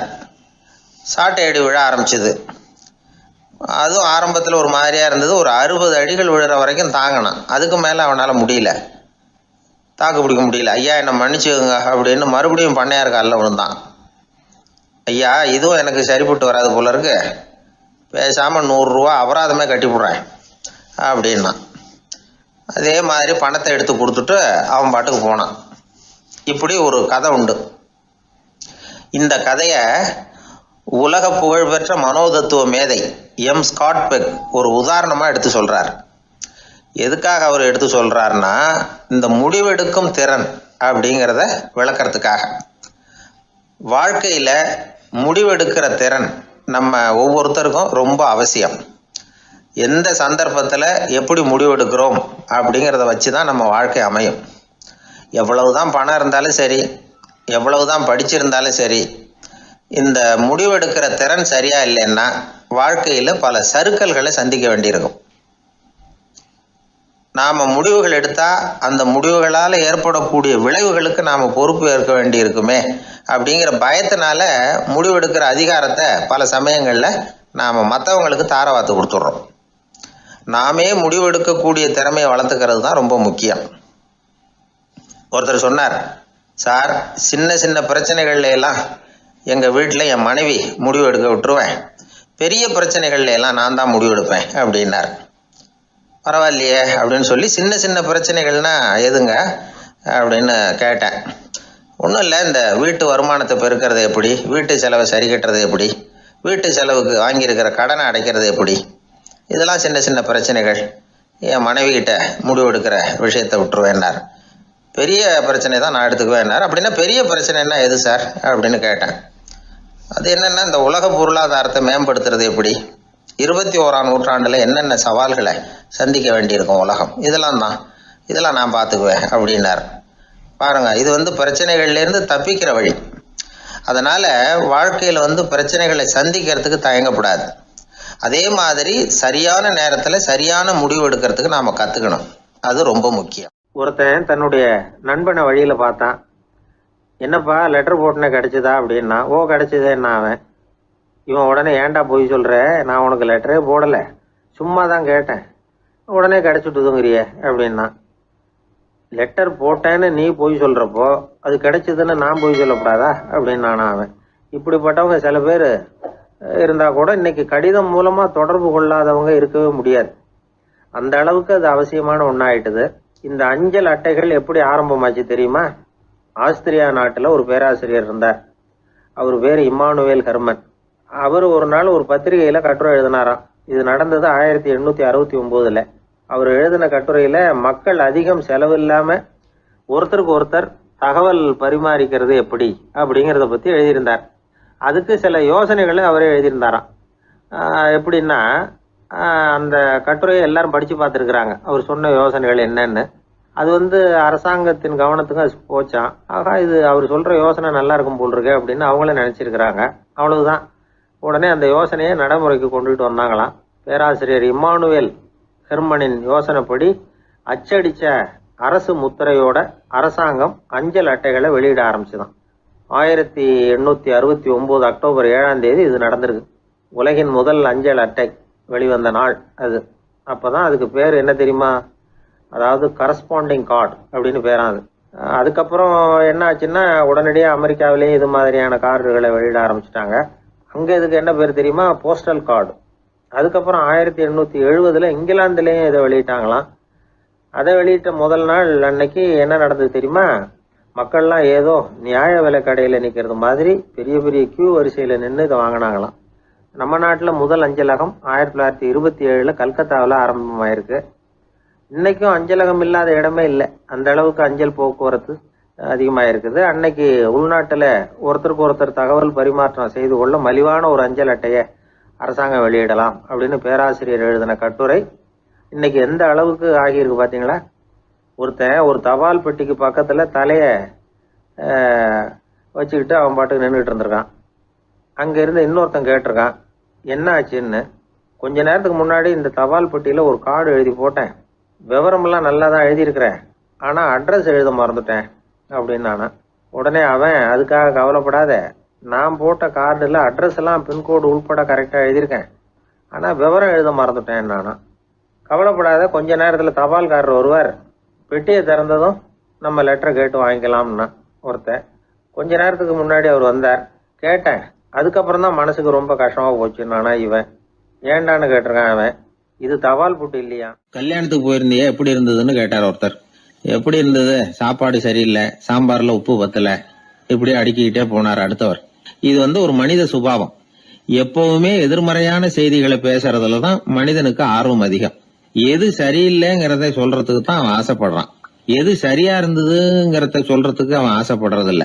இப்ப எல்லாரும் சொல்லுவாங்களே, ஒரு பெரிய வெள்ளைத்தாள்ல நடுவுல ஒரு சின்ன கருப்பு புள்ளிய வைங்க, அத ஒருத்தர்கிட்ட காட்டி இது என்னன்னு கேட்டா கருப்பு புள்ளின்னு தான் சொல்லுவார். ஒரு சின்ன கருப்பு புள்ளியத்தான் அவர் கவனிக்கிறார். அந்த புள்ளியை சுற்றி இருக்கிற விசாலமான வெள்ளை பகுதியை அவர் கவனிக்கிறது இல்ல. இது மனித இயல்பு. ஒரு கண்ணாடி முன்னாடி போய் நிக்கிறோம், முகத்தை பாக்குறோம், கொஞ்சம் யோசனை பண்ணி பாருங்க. முகத்துல நமக்கு பிடிக்காத பகுதியை தான் முதல்ல கவனிப்போம். கன்னத்துல ஒரு பரு இருந்ததுன்னா அதுதான் முதல்ல நம்ம கண்ணுல படும். கருப்பா ஒரு மச்சம் இருந்தா அதைத்தான் நாம முதல்ல கவனிக்கிறோம். ஒரு சின்ன காயம் இருந்ததுன்னா ரொம்ப கவனிச்சு கூர்ந்து பாக்குறோம். அதை சுற்றி இருக்கிற அழகான பகுதிகள் எல்லாம் அதுக்கு அப்புறம் தான். அவ்வளவு தூரத்துக்கு ஏன்? காலையில ஒரு செய்தித்தாளை கையில எடுத்து புரட்டுறீங்க, எதிர்மறையான செய்திகளை தான் முதல்ல பாக்குறோம். ஆக்கப்பூர்வமான செய்திகள்லாம் அதுக்கப்புறம் தான். எதிர்மறையான செய்திகள் தான் பத்திரிகைகளின் விற்பனையை உயர்த்துது. இப்ப ஒரு கும்பல்ல கலவரம், பத்திரிகையில செய்தி எப்படி வருது? கலவரத்துல 10 பேர் உயிரிழந்தார்கள் அப்படின்னு தான் வரும். அந்த கலவரத்துல 918 பேர் உயிரோடு திரும்பி போனார்கள் அப்படின்னு போடுறது இல்ல. எத்தனை பேர் இறந்து போனாங்க அப்படிங்கிறது தான் பத்திரிகைக்கு முக்கியம். ஏன்னா மனித மனம் அதை தான் கவனிக்குது. பாதகமான செய்திகளே பத்திரிகைகள்ல அதிகமா வருது, எதிர்மறையான செய்திகளுக்கு தான் அதிக முக்கியத்துவம் கொடுக்கப்படுது. இதனால என்ன ஆகுது தெரியுமா? இந்த உலகத்துல எங்க பார்த்தாலும் கொலையும் கொள்ளையும் விபத்தும் உயிரிழப்பும் தான் நடந்துகிட்டு இருக்கு அப்படிங்கறது மாதிரி ஒரு பிரமை. இந்த உலகத்துல மகிழ்ச்சிகளை எல்லாம் நாம மறந்துடுறோம். வாழ்வின் வெளிச்சங்களை எல்லாம் நாம இழந்துடுறோம். இன்னைக்கு விமான விபத்துல 214 பேர் உயிரிழந்தார்கள் அப்படிங்கிறது எதிர்மறையான செய்தி. இன்று விமானம் மூலமாக 2 லட்சம் பேர் சௌக்கியமாக பயணம் செய்தார்கள் அப்படிங்கிறது நேரடியான செய்தி. ஆனாலும் செத்ததுதான் செய்தியா வரும். சௌக்கியமா போனவங்களை பத்தி வெளியில தெரியாது. வாழ்க்கையின் சாதகமான அம்சங்கள்ல கவனம் செலுத்துறதுக்கு நாம கத்துக்கணும். இந்த உலகத்துல நாம மகிழ்ச்சியா இருக்கிறதுக்கு எவ்வளவோ விஷயங்கள் உண்டு. அதெல்லாம் கவனிச்சு பாக்குறதுக்கு நாம கத்துக்கணும். ஒரு நாள் பூராவும் நல்லா நடந்துகிட்டு இருப்பீங்க, ஏதோ ஒரு நேரத்துல வாழைப்பழத்தோல்ல காலை வச்சிருப்பீங்க, வழிக்கு விழுந்துட்டீங்க.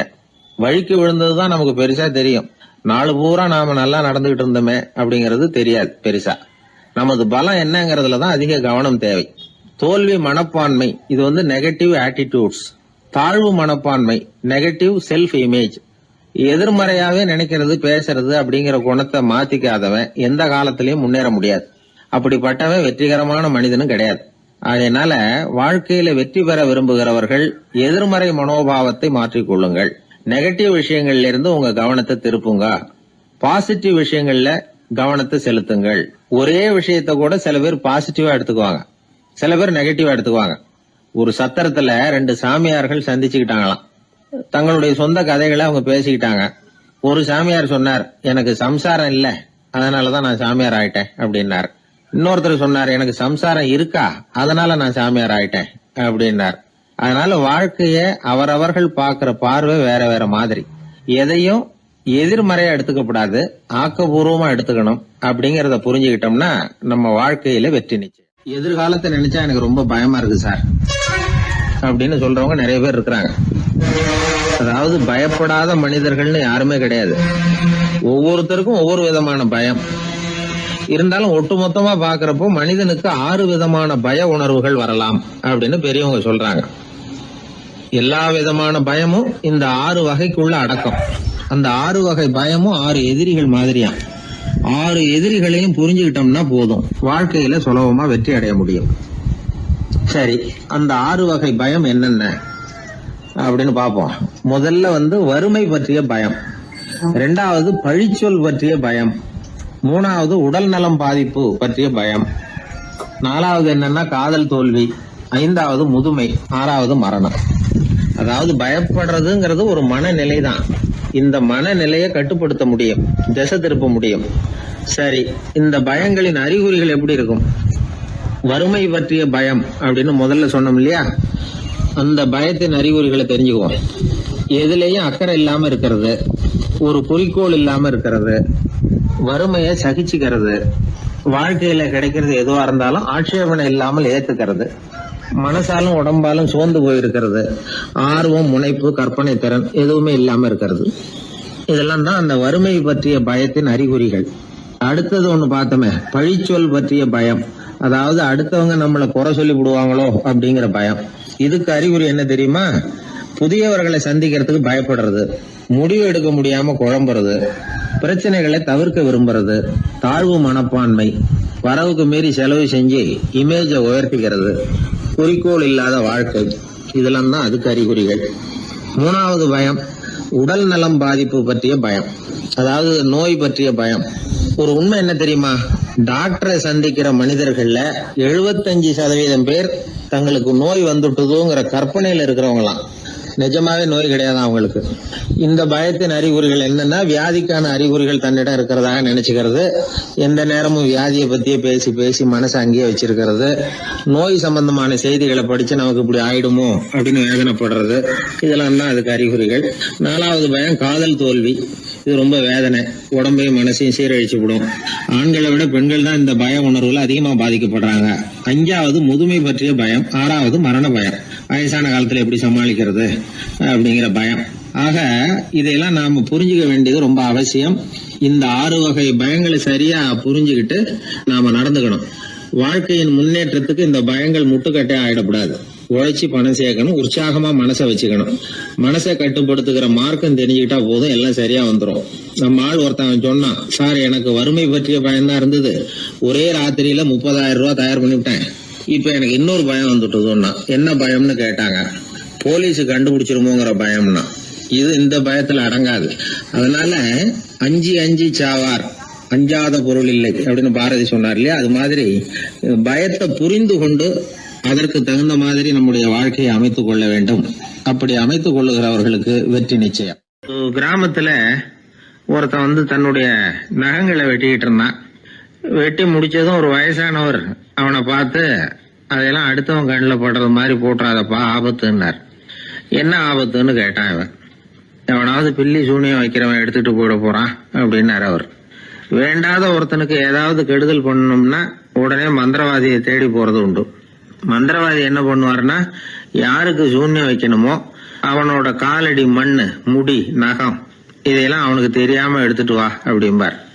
இது மட்டும் இல்ல, அழுக்கு துணி, பேரு, மனித உருவம் மாதிரி செய்யப்பட்ட பொம்மை இதெல்லாம் கூட மந்திரவாதிகள் பயன்படுத்துறது உண்டு.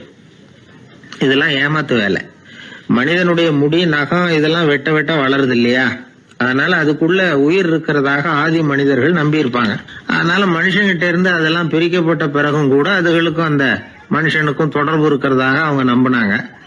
அந்த நம்பிக்கை தொடர்ந்து அதோட விளைவாதான் இன்னைக்கு மந்திரவாதிகள் நகத்தையும் முடியையும் எடுக்கிறாங்க. அந்த நகத்துக்கும் முடிக்கும் ஒரு பாதிப்பு உண்டாக்குனா அது சம்பந்தப்பட்டவனுக்கு போய் சேரும் அப்படிங்கறது அவங்க நினைப்பு. அவ்வளவுதான் விஷயம். இது மாதிரி நம்பிக்கைகள் தான் இன்னைக்கு நகம், முடி இதையெல்லாம் மற்றவங்க கண்ணில் படும்படி போடக்கூடாது அப்படிங்கிற வழக்கத்தை உண்டாகி விட்டுது. ஒருத்தர் பேரு என்னன்னு கேட்டு தெரிஞ்சுட்டு போய் அந்த பேரை வச்சு அவனோட ராசி பலனை கணிச்சு அவனுக்கு ஏற்பட இருக்கிற கெட்ட நேரத்துல அவனுக்கு சூன்யம் வச்சா அது உடனே பலிக்கும் அப்படின்னு ஒரு நம்பிக்கை. அது மட்டும் இல்ல, சூன்ய தகட்டுல பேரை எழுதி புதைக்கிறதும் உண்டு. இதனாலதான் பெண்கள் கணவன் பேரை சொல்லாத பழக்கம் ஏற்பட்டுதான். அதாவது பேரை கேட்டுக்கிட்டு போய் ஏதாவது கெடுதல் பண்ணிவிட்டா என்ன பண்றது அப்படிங்கிற பயம். அப்படி ஆரம்பிச்ச பழக்கம்தான் இன்னைக்கு ஏதோ மரியாதைக்காக கணவன் பேரை பிறர் முன்னிலையில சொல்றது இல்லை அப்படிங்கறது மாதிரி ஆயிட்டுது. மந்திரவாதிகள் நம்ம ஊர்ல மட்டும்தான் இருக்கிறாங்கன்னு நினைக்காதீங்க, உலகம் பூரா உண்டு. பிசி தீவில் வாழக்கூடிய மக்கள் என்ன செய்வாங்களாம் தெரியுமா? இது மாதிரி மாந்திரீகம், செய்வன, பில்லி, சூனியம் இதெல்லாம் தங்களை பாதிக்காம இருக்கிறதுக்காக வீட்டை சுத்தி அகழி வெட்டி அதுல தண்ணீரை நிரப்பி வச்சிருவாங்களாம். ஆஸ்திரேலியாவில் இருக்கக்கூடிய பழங்குடி மக்கள் கிட்ட ஒரு பழக்கம், ஏதாவது பழங்கள் சாப்பிட்டா அதோட விதைய தண்ணீர்லயோ அல்லது ஆத்துலயோ போட்டுருவாங்களாம். வெளியில போட்டுட்டா அதை எடுத்து செய்வினைக்கு பயன்படுத்திடுவாங்க அப்படிங்கிற பயம். இது மாதிரி உலகம் பூராவும் செய்வினையின் மூலம் அடுத்தவங்களுக்கு பாதிப்பை உண்டு பண்ண முடியும் அப்படிங்கிற நம்பிக்கை இருக்கத்தான் செய்யுது. பொதுவா எல்லா ஊர்லயுமே நகம், முடி, காலடி மண்ணு, மனித உருவ பொம்மை இததான் மந்திரவாதிகள் பயன்படுத்துறாங்களாம். இந்த பில்லி, சூனியம், செய்வினை இதுல இருக்கிற உண்மை என்ன தெரியுமா? நகமோ முடியோ எதையும் செய்யறது இல்ல, சம்பந்தப்பட்டவனுக்கு ஏற்படுற பயம் இருக்கு பாருங்க, அதுதான் பாதிக்கும். இது மனநிலையை பொறுத்த விஷயம், வேற விஞ்ஞான ரீதியான பாதிப்பு இதுல எதுவும் கிடையாது. நம்ம ஊர்ல ஏற்பட்ட பகுத்தறிவு சிந்தனைகள், மூட நம்பிக்கைகளை எவ்வளவோ குறைச்சிருக்குது. இருந்தாலும் ஏமாந்து போறவங்க இன்னும் இருந்துகிட்டு தான் இருக்கிறாங்க. இந்த காலத்துல சின்ன குழந்தைகளை கூட ஏமாத்துறது கஷ்டம். ஒரு குழந்தை கேட்டுதான், ஏன்பா பிரார்த்தனை பண்ணுனா நமக்கு எல்லாம் கிடைக்குமா அப்படின்னு தான். ஓ கிடைக்குமே அப்படின்னாராம் அப்பா. நீ வச்சிருக்கிறிய பேனா அது கூட கிடைக்குமா அப்படின்னு கேட்டுதான் குழந்தை. ஓ கிடைக்கும் அப்படின்னாராம். அப்படின்னா நீ வச்சிருக்கிற பேனாவை என்கிட்ட கொடுத்துரு, அதுக்கப்புறம் நீ பிரார்த்தனை பண்ணி வேற ஒரு பேனாவை வாங்கிக்கோ அப்படின்னு தான் அந்த சின்ன குழந்தை. ஒரு பெரிய நினைவு மண்டபம், அதுக்கு முன்னாடி ஒரு அப்பாவும் பிள்ளையும் நின்றுகிட்டு இருக்கிறாங்க. அந்த வழியா போறவங்க வர்றவங்க எல்லாம் அந்த இடத்துல நின்று அது என்ன மண்டபம் அப்படின்னு விசாரிக்க ஆரம்பிச்சாங்க. அந்த அப்பாவும் பிள்ளையும் தான் வர்றவங்களுக்கெல்லாம் விவரம் சொல்லிட்டு இருக்கிறாங்க. அதாவது இந்த இடத்துல ஒரு பெரிய மகான் சமாதி ஆயிருக்கார், அவர் சமாதியான இடத்துல இந்த நினைவு மண்டபத்தை கட்டியிருக்கிறோம் அப்படின்னாங்க. ஊர் பூரா இந்த செய்தி பரவிச்சு. நிறைய பேர் அந்த இடத்த தேடி வர ஆரம்பிச்சாங்க. இங்கே கொஞ்ச நேரம் உட்காந்துட்டு போனால் மனசுக்கு ஒரு நிம்மதி கிடைக்கிது அப்படின்னாங்க. அங்கே இருந்த உண்டியலில் நிறைய காசு போட்டுட்டு போகிறாங்க. பணம் கிடுகிடுன்னு நிறைய சேர ஆரம்பிச்சிட்டுது. பணம் நிறைய சேர்ந்த உடனே அந்த அப்பாவுக்கும் பிள்ளைக்கும் தகராறு வந்துட்டுது. பணம் சேர்ந்தாலே சொத்து தகராறு வரத்தானே செய்யும், அது மாதிரி வந்துட்டுது. பையன் அடிக்கடி நிறைய பணம் கேட்க ஆரம்பித்தான். அப்பா பார்த்தார், யோசனை பண்ணார், ஒரு முடிவுக்கு வந்தார். ஒரு நாள் பையனை கூப்பிட்டார், இதை பாருப்பா, நமக்குள்ள தகராறு வேணாம், அப்பாவும் பிள்ளையும் இப்படி சண்டை போட்டுக்கிட்டா பார்க்குறவங்க தப்பாக நினைப்பாங்க, அதனால் நமக்குள்ளே சமரசமாக இதை தீர்த்துக்குவோம், என்ன சொல்கிற அப்படின்னார் அப்பா. சரின்னு நான் பையன். உடனே அந்த அப்பா என்ன பண்ணார் தெரியுமா? மகன்கிட்ட கொஞ்சம் பணத்தை கொடுத்தார், தன்கிட்ட இருந்த ஒரு கழுதையையும் கொடுத்தார். இதை வச்சு நீ பொழைச்சிக்கோ அப்படின்னு சொல்லி அனுப்பி வச்சுட்டார். மகன் அந்த கழுதையை இழுத்துக்கிட்டு அடுத்த ஊருக்கு போனான். வழியிலேயே அந்த கழுதை செத்து போச்சு. உடனே என்ன பண்ணலாம்னு யோசனை பண்ணான். ஒரு ஐடியா வந்தது. அந்த கழுதையை ஒரு சாலை ஓரமாக புதைச்சான். கையில் இருந்த பணத்தை வச்சு அந்த இடத்துல ஒரு கல் மண்டபம் கட்டினான். அந்த வழியாக 2 பேர் வந்தாங்க. இது என்ன மண்டபம்னு விசாரித்தாங்க. இந்த இடத்துல ஒரு பெரிய மகான் சமாதி ஆயிருக்கிறார் அப்படின்னா. இந்த செய்தி ஊர் பூரா பரவ ஆரம்பிச்சிட்டுது. நிறைய பேர் போக ஆரம்பித்தாங்க. இங்கே வந்தால் மனசுக்கு ஒரு பெரிய நிம்மதி கிடைக்குது அப்படின்னு வேற சொல்ல ஆரம்பித்தாங்க. வர வர கூட்டம் அதிகமாக வர ஆரம்பிச்சிட்டுது. உண்டியலில் பணம் நிறைய சேர்ந்துட்டுது. நகையெல்லாம் கூட கழட்டி காணிக்கையாக போட ஆரம்பிச்சிட்டாங்க. அப்பாவை விட மகன் பெரிய ஆளாயிட்டான். இதை கேள்விப்பட்டார் அப்பா. பையனை பார்த்துட்டு வரலாம்னு ஒரு நாள் புறப்பட்டு வந்தார். பையன் ஓஹோன்னு இருக்கிறான். பங்களா, காரு எல்லாம் வந்துட்டுது. எப்படிடா இந்த அளவுக்கு ஆனே அப்படின்னு விசாரித்தார். அப்பா, எல்லாம் உங்கள் ஆசீர்வாதம் தான், நீங்கள் கொடுத்த மூலதனத்தை வச்சு தான் இவ்வளவும் சம்பாதிச்சேன் அப்படின்னு நான் பையன். அது எப்படிறான்னு விசாரித்தார். அப்பா, நீங்கள் ஒரு கழுதை குட்டியும் கொஞ்சம் பணமும் என்கிட்ட கொடுத்து அனுப்பி வச்சிங்க, அதை எடுத்துக்கிட்டு வந்தேன். வர்ற வழியில் அந்த கழுதை செத்து போச்சு. உடனே யோசனை பண்ணேன், அந்த கழுதையை இந்த இடத்துல புதைச்சேன். கையில் இருந்த பணத்தை வச்சு மண்டபம் கட்டினேன். மகான் ஒருத்தர் சமாதி ஆயிருக்கார் அப்படின்னு வதந்தியை கிளப்பி விட்டேன். ஜனங்கள்லாம் ஏமாந்து போய் காசை கொண்டாந்து போட ஆரம்பிச்சிட்டாங்க. நான் பொழைச்சிக்கிட்டு இருக்கிறேன் அப்படின்னா. இப்போதான்டா நீ என் புள்ள அப்படின்னு சொல்லி சந்தோஷப்பட்டாரான் அந்த அப்பா. ஏன் அப்படி சொல்கிறீங்கன்னு கேட்டிருக்கான் பையன். கழுதை குட்டியை புதைச்சி மண்டபம் கட்டியிருக்கிற நீ, ஏற்கனவே நம்ம ஊரில் நாம் கட்டியிருக்கிறோமே மண்டபம், அது இந்த கழுதையோட அம்மாவை புதைச்ச இடம். மகான் சமாதி ஆயிருக்காருன்னு நானும் சும்மா கப்ஸா தான் விட்டுக்கிட்டு இருக்கேன் அப்படின்னாராம் அப்பா. முட்டாள் ஜனங்களை நினச்சி அந்த 2 பேரும் சத்தம் போட்டு சிரிச்சாங்களாம். மனுஷன் ஏமாத்துறது ரொம்ப சுலபம். என் கூட படித்த ஒருத்தன் திடீர்னு ஒரு நாள் எல்லாருக்கும் அருள் வாக்கு சொல்ல ஆரம்பிச்சிட்டான். அவன் ஒரு ஆஃபீஸ்லேயும் வேலை பார்க்குறான். ஆஃபீஸில் உள்ளவங்கெல்லாம் அவங்ககிட்ட வந்து அருள் வாக்கு கேட்குறது வழக்கம். ஒரு நாள் நான் அவன் முன்னாடி போய் உட்காந்து பேசிக்கிட்டு இருந்தேன்.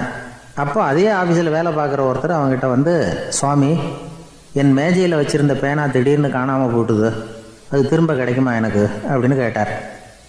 இவன் கண்ணை உருட்டி பார்த்துட்டு, அது உனக்கு கிடைக்காது, புதுசாக வேற ஒன்று வாங்கிக்கப்போ அப்படின்னா. சரின்னு அவர் போயிட்டார். அவர் போனதுக்கப்புறம் நான் மெதுவாக இவனை பார்த்து, அது எப்படிடா அது உனக்கு கிடைக்காதுன்னு அவ்வளோ உறுதியாக அவர்கிட்ட சொன்னேன் அப்படின்னு கேட்டேன். இவன் மெதுவாக என் காதுகிட்ட வந்து, அந்த பேனாவை கிளப்புனதே நான் தான் அப்படிங்கிறான். ஒரு ஊரில் ஒரு ஆள் இருந்தான். நிறைய பணம் சேர்த்தான். அவனுக்கு சம்பாதிக்க தெரியுமே தவிர செலவு பண்ண தெரியாது. மகா கஞ்சன். காசை கையில் எடுக்கவும் மாட்டான். எடுத்தால் செலவு செய்ய வேண்டியிருக்குமே. அதனால் இப்படியே அவன் காலத்தை ஓட்டி விட்டான். வயசாகிட்டுது. அவனுடைய மனைவி ஒரு நாள் கேட்டாங்க, இவ்வளவு நாளாக நீங்கள் என்னை எங்கேயுமே அழைச்சிட்டு போனதில்லை, இப்போவாவது அழைச்சிட்டு போகக்கூடாதா அப்படின்னாங்க. எங்கே போகணும் சொல்லுன்னா. காசிக்கு போகணும், கங்கையில் குளிக்கணும்னாங்க. இவன் பார்த்தான், இதுக்கு ஏன் அவ்வளவு தூரம் செலவு பண்ணிட்டு போகணும், நம்ம ஊர் ஆற்றுலேயே குளிக்கலாமே, இதுவும் புண்ணிய நதி தான், இங்கே குளித்தா அங்கே குளித்த பலன் கிடைச்சிரும் அப்படின்னா. சரின்னு 2 பேரும் ஆத்தங்கரைக்கு போனாங்க. அன்னைக்கு ஏதோ விசேஷம், நிறைய கூட்டம், நிறைய பேர் குளிச்சுக்கிட்டு இருக்கிறாங்க. கரையில் சில புரோகிதர்கள் நின்றுக்கிட்டு இருக்கிறாங்க. குளிக்கிறதுக்கு முந்தி அவங்கக்கிட்ட உட்காந்தா ஏதோ மந்திரம்லாம் சொல்லுவாங்க, கொஞ்சம் காசு கொடுக்க வேண்டியிருக்கும். அதனால் இவன் என்ன பண்ணான், ஆத்தங்கரையிலேயே கொஞ்சம் தூரம் போனான். ஊரை விட்டு தள்ளி வந்துட்டான். அங்கே யாருமே இல்லை. அப்பாடான்னு சந்தோஷப்பட்டான். குளிக்கலாம்னு புறப்பட்டான். இந்த நேரம் கடவுள் பார்த்தார், இந்த கஞ்சனுக்கு ஏதாவது புத்தி போகட்டணும் அப்படின்னு நினைச்சார். உடனே ஒரு புரோகிதர் மாதிரி உருவத்தை மாற்றிக்கிட்டு அந்த ஆள் முன்னாடி வந்து நின்னார். அவனுக்கு அதிர்ச்சி. இங்கே யாருமே இருக்க மாட்டாங்கன்னு நினச்சா இங்கேயுமே ஒரு ஆள் வந்துட்டாரு, என்ன பண்ணுறதுன்னு யோசனை பண்ணான். புரோகிதர் உருவத்தில் இருந்த கடவுள் சொன்னார், இதை பாருங்க, இன்னைக்கு விசேஷ நாள், நீராடுறதுக்கு முன்னாடி சுயகல்பம் பண்ணிக்கிறது ரொம்ப நல்லது அப்படின்னார். என்கிட்ட பணம் எதுவும் இல்லையேன்னா. பரவாயில்ல, அப்புறமா கொடுங்க, வாங்கிக்கிறேன்.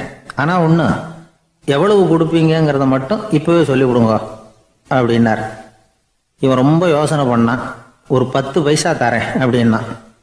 சரின்னு ஒத்துக்கிட்டு எல்லா கிரியைகளையும் அவர் செஞ்சார். அதுக்கப்புறம் கணவனும் மனைவியும் ஆற்றுல குளிச்சாங்க. அவர் போயிட்டார். கொஞ்ச நாள் கழித்து அவன் வீட்டுக்கு வந்தார் கடனை வசூல் பண்ணுறதுக்கு. வாசலில் நின்றுக்கிட்டு இருந்த அவன் மனைவி இவரை பார்த்ததும் தயங்க ஆரம்பித்தாங்க. அந்த அம்மா கிட்ட விஷயத்த சொன்னார். அந்த அம்மா ஓடி போய் உள்ளே இருக்கிற தன்னுடைய கணவர்கிட்ட சொன்னாங்க. அவன் யோசனை பண்ணான், இப்போ வெளியில் போனால் அவனுக்கு 10 காசு கொடுக்க வேண்டியிருக்கும், அதனால் எனக்கு காய்ச்சல்னு அந்த ஆளுகிட்ட சொல்லிவிடு, இன்னொரு சந்தர்ப்பத்தில் என்னை வந்து பார்க்க சொல்லு அப்படின்னா. அந்த அம்மா போய் சொன்னாங்க. அப்படிங்களா, அப்படின்னா அவரை நான் உடனே போய் பார்க்கணுமே அப்படின்னு உள்ள நுழைய ஆரம்பித்தார். அவங்க மறுபடியும் இருங்க தான் வரேன்னு சொல்லிவிட்டு உள்ள ஓடி விஷயத்த சொன்னாங்க. இது எதுடா வம்பா போச்சு அப்படின்னு பார்த்தான். மனைவியை கிட்டத்தில் கூப்பிட்டான். இந்த பாரு, ஜன்னி கண்டு நான் இறந்து போயிட்டதா சொல்லிவிடு அப்படின்னா சொன்னாங்க. புரோகிதர் பார்த்தார். அப்படின்னா ஒரு வழியாக இருந்து அவருடைய இறுதி சடங்குகளையும் நானே முடிச்சுட்டு போயிடுறேன் அப்படின்னார். உள்ளே இருந்தவன் யோசனை பண்ணான், அந்த ஆள் என்னை விடமாட்டான் போல இருக்கு, அதனால் ஒரு சவப்பெட்டியில் என்னை வச்சு தூக்கிக்கிட்டு மயானத்துக்கு போங்க, பார்த்துக்கலாம் அப்படின்னா. புரோகிதரும் விடுற மாதிரி இல்லை, கூடவே நடந்து போயிட்டு இருக்கிறார். அங்கே இறக்கி சடங்குகளை முடிச்சுட்டு தீ வைக்கிற நேரம் பொட்டிக்குள்ளே இருந்த நம்ம ஆள் அலறி அடிச்சுட்டு வெளியில் ஓடி வந்தான். புரோகிதர் உருவத்தில் இருந்த கடவுள் சிரிச்சார். தன்னுடைய சுய உருவத்தை காட்டினார். அதுக்கப்புறம் அவனை கூப்பிட்டு, இதை பாருப்பா, ஏன் இப்படி அல்லாடுற, ஏதாவது வர வேணும்னா கேள் தரேன் அப்படின்னார். அவன் யோசனை பண்ணான். பகவானே, ஒரே ஒரு வரம் தான் உங்ககிட்ட கேட்கணும்னா. என்ன வேணும் கேளுன்னார். அந்த 10 பைசா தட்சணையை தள்ளுபடி பண்ணால் போதும் அப்படின்னா. கடவுளும் சரின்னு சொல்லிட்டு போயிட்டார். இப்படி ஒரு கதையை சுவாமி சிவானந்தர் சொல்லியிருக்கிறார். செல்வந்தர்கள் பல பேர் இப்படித்தான் இருக்கிறாங்க. தாங்களும் அனுபவிக்க மாட்டாங்க, அடுத்தவங்களுக்கும் கொடுக்க மாட்டாங்க. இது மாதிரியான கஞ்சர்களுக்கு இந்த உலகம் இல்லை, அந்த உலகம் இல்லைங்கிறார் அவர். இந்த கதையில கடவுள் கடன் வசூலுக்கு வந்தது மாதிரி நம்ம ஊர் ஆள் ஒருத்தன் இன்னொருத்தர்கிட்ட 10 பைசா கடன் கொடுத்துட்டான். திருப்பி வாங்கறதுக்கு நடையா நடக்கிறான். கடைசியா கேட்டான், நீ எப்பதான் கடனை திருப்பி தரப்போற, அதை முடிவா சொல்லுன்னா. வர்ற வியாழக்கிழமை கண்டிப்பா கொடுத்துருவேன் அப்படின்னானா அவன்.